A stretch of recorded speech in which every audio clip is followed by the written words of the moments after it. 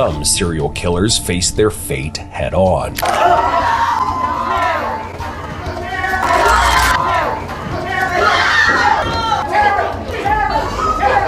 But in the end, justice catches up with them all. So I went in there, and when I smelled the smell, I was like, oh my God, we need to call the police. To him, he heard, fuck the door, excuse me. Heard, fuck the door, excuse me. That's okay. You ever hugged your sister? No. That's not the way you are. Starting our list with this shocking case that will make you wonder how someone could hide such darkness for so long, living right in the heart of a bustling city. The Cleveland Strangler. In Cleveland, Ohio, Anthony Edward Sowell, infamously known as the Cleveland Strangler, committed a series of heinous murders that horrified the community and the nation at large. The only thing I want to say is that I'm sorry. I know that might not sound like much, but I truly am sorry from the bottom of my heart. This is not typical of me. I don't know what happened, I can't explain it.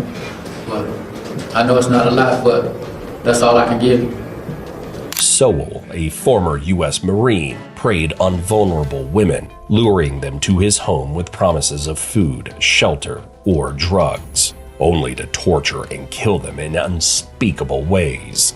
The nightmare came to light in 2009 when police made a horrifying discovery inside his home: the decomposing remains of 11 women, hidden in shallow graves in his backyard, buried in crawl spaces, and even concealed behind walls. Investigators found skulls wrapped in paper bags, piles of bones, and the sickening stench of death that had gone unnoticed by the neighbors for years. As the trial unfolded, Sowell took the stand and gave a glimpse into his troubled past. His childhood, he claimed, was marred by constant yelling, physical abuse, and emotional neglect. With tears in his eyes, he described growing up in a chaotic household where there was no peace, only shouting and fear. The courtroom fell silent as he spoke of the harsh conditions he endured, portraying himself as a victim of a broken home. The house on Page, was there a lot of yelling and screaming that took place? Every day, all the time. Explain that as best you can. Just constant yelling and screaming. I mean, they argued over money, they argued over the kids getting treated different. It was just constant. All day was yelling at the kids, or there was always something going on. It was like a war in there. It was like a war? Like a war. When you were growing up in that house, did you feel like you got any nurturing from your mother? That didn't go down. That didn't go down? Mm-hmm. However, the most emotional moment of his testimony came when the prosecutor asked a simple yet powerful question: did you ever hug your sister? At this, Sowell broke down, tears streaming down his face as he struggled to reply, finally muttering a sorrowful no. It was a heartbreaking moment that briefly humanized the man accused of such monstrous crimes. You ever hugged your sister, Trevor? No. That's not the way you are. Seeking an escape from his troubled upbringing, he recounted how he had run away to join the U.S. Marine Corps, hoping for a better life and some form of discipline and structure. I just want to escape. How did you escape? I joined the Marines.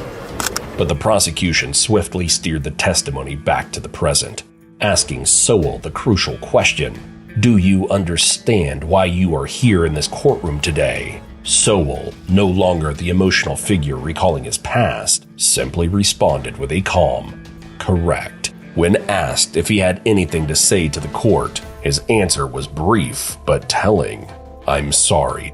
I know it's not much, but I'm truly sorry.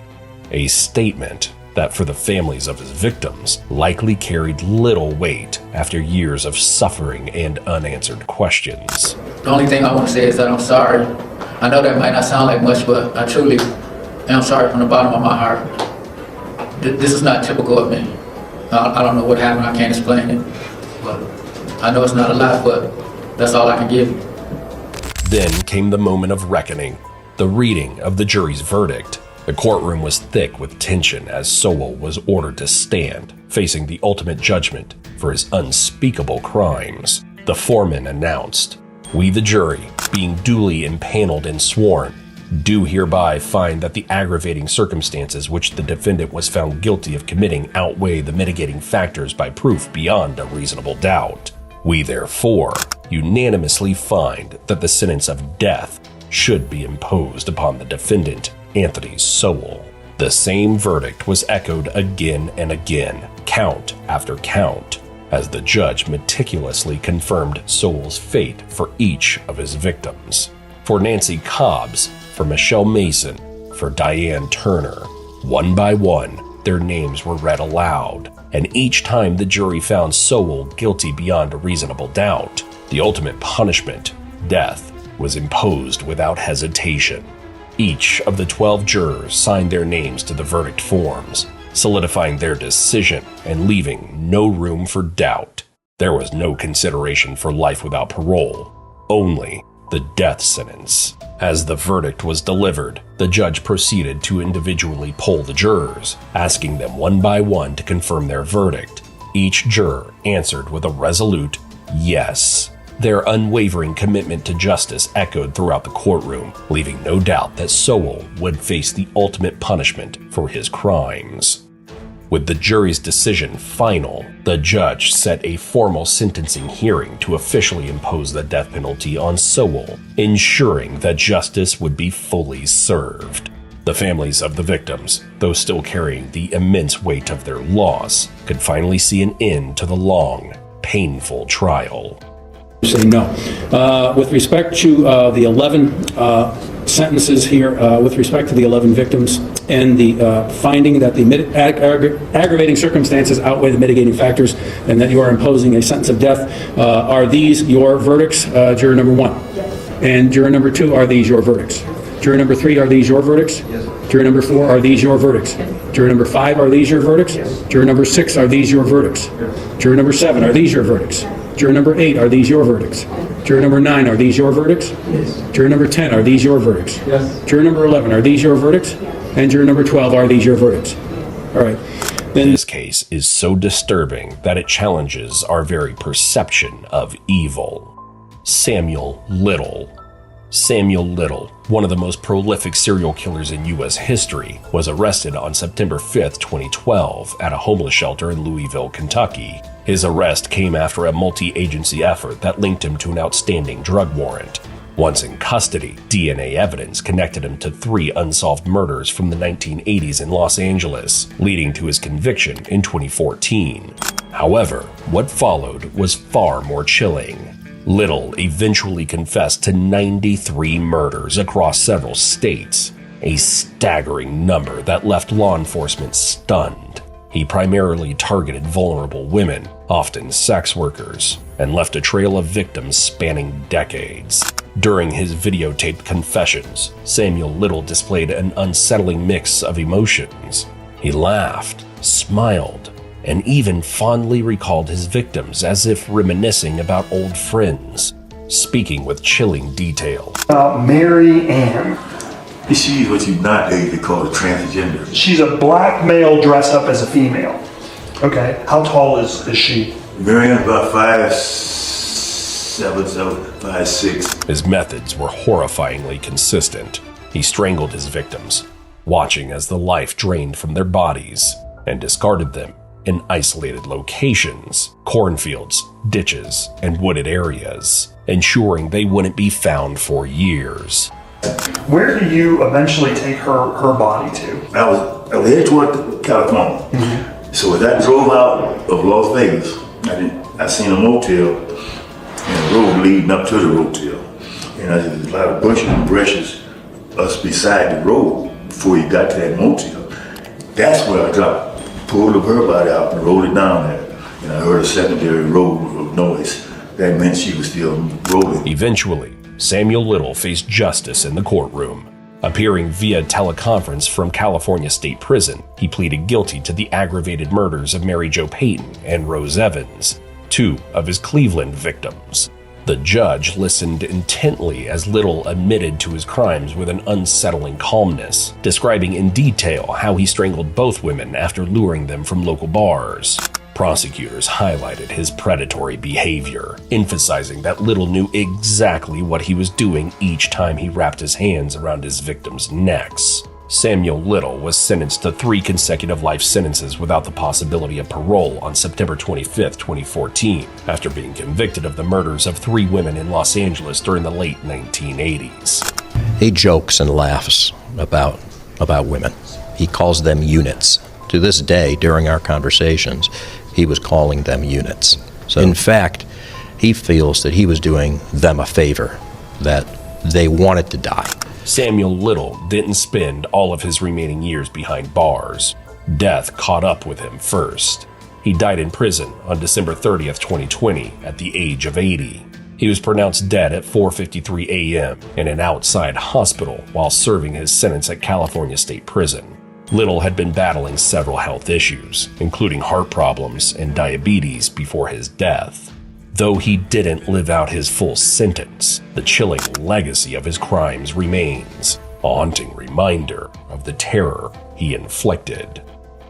This next case is so shocking that it will make you question just how evil some people can be, hiding in plain sight, living among us. Michael Madison. Michael Madison, a serial killer from East Cleveland, Ohio, was arrested in July 2013 after authorities discovered the remains of 3 women he had brutally murdered. Madison preyed on his victims, luring them to his home where he committed unspeakable acts before discarding their bodies like trash. His victims, 28-year-old Shatisha Sheely, 38-year-old Angela Deskins, and 18-year-old Sherelda Terry, suffered horrific fates at his hands. Madison's crimes came to light when workers from a nearby cable company noticed a foul odor coming from a garage he rented. Upon investigation, police uncovered a decomposing body wrapped in garbage bags, later identified as Sherelda Terry. The next day, 2 more bodies were found, one in a backyard, the other in the basement of a vacant house. Each of the victims was wrapped tightly in plastic, their bodies folded and bound in a disturbingly calculated manner. It led to the arrest of Michael Madison on murder charges. He lived there in an apartment, and one employee saw flies swarming in a nearby garage. So I went in there, and when I smelled the smell, I was like, oh my God, we need to call the police. Madison was arrested after a brief standoff at his mother's house, and later confessed to the murders during interrogation. Authorities stated that Madison may have been influenced by another serial killer, Anthony Sowell. In one of the most dramatic moments of the sentencing hearing, Sherelda Terry's father, Van Terry, addressed the court, his voice filled with grief and rage. He said, "Right now, I guess we're supposed to, in our hearts, forgive this clown who has touched our families, taken my child." But what happened next shocked everyone in the room. Michael Madison smirked. That smirk was the breaking point. In an instant, Van Terry lunged at Madison, attempting to attack him before court officers restrained him. The pain and anguish of losing his daughter, combined with Madison's cold indifference, proved too much to bear.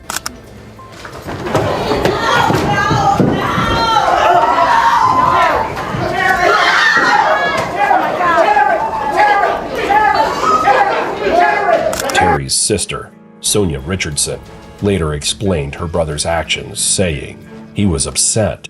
He's telling you that he lost his baby." Sentencing, you have the families there, and they're pouring out their hearts and saying how they're going to miss their families and what their families meant to him.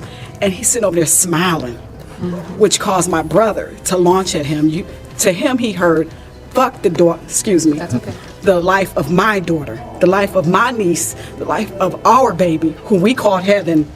Okay, so it was horrible. And Madison is sitting over there smiling. It's like, enough. The family stood by Van Terry, understanding the depths of his pain and anger. The judge, however, had strong words for Madison during sentencing. Addressing the court, he said, "I am struck by the sheer inhumanity of what one human being can do to not one, but 3 human beings. It is incomprehensible." I am struck by the sheer inhumanity of what one human being can do to not one, but 3 human beings. It is incomprehensible. You cajoled, lured, and deceived Shatisha Shealy, Angela Deskins, and Sherelda Terry to your apartment for your depraved purposes. After weighing all the evidence in the brutality of Madison's actions, the judge delivered the ultimate punishment. She declared, "The sentence of death is imposed upon the defendant Michael Madison on counts 1, 4, and 7. Despite his emotionless demeanor throughout the trial, Madison's fate was sealed. The court found that the aggravated circumstances of his crimes, felony murder, kidnapping, and rape, far outweighed any mitigating factors." This case is so disturbing that it'll make you question whether true evil can hide behind the kindest of faces. The baby killer. Lucy Letby, a neonatal nurse once trusted with the care of vulnerable newborns, committed heinous crimes that shocked the world. Between June 2015 and June 2016, she murdered 7 babies and attempted to kill 6 others while working at the Countess of Chester Hospital in England. Despite presenting herself as a caring and dedicated nurse, she carried out a calculated and clinical campaign of child murder. Her actions were described as a gross breach of trust, targeting the most fragile lives under the pretense of care. The judge began the sentencing by stating, "The defendant, Lucy Letby, has refused to attend court for this sentence hearing." The defendant, Lucy Letby, has refused to attend court for this sentence hearing. He also described her heinous acts. He stated, "That was but one of the many lives you were found to have told in this case." Justice Goss detailed Letby's premeditation and calculation, pointing out how she specifically targeted twins and triplets and manipulated medical records to mislead clinicians. The judge also addressed the devastating impact on the victims' families, stating, "The impact of your crimes has been immense," and emphasizing that parents were robbed of their cherished children, while others now live with lifelong trauma. As the sentencing concluded, the courtroom was left with a chilling reminder of Letby's betrayal. The judge's final words ensured that Lucy Letby would never walk free again, stating, "I direct that the early release provisions do not apply. The order of the court, therefore, is a whole life order on each and every offense, and you will spend the rest of your life in prison."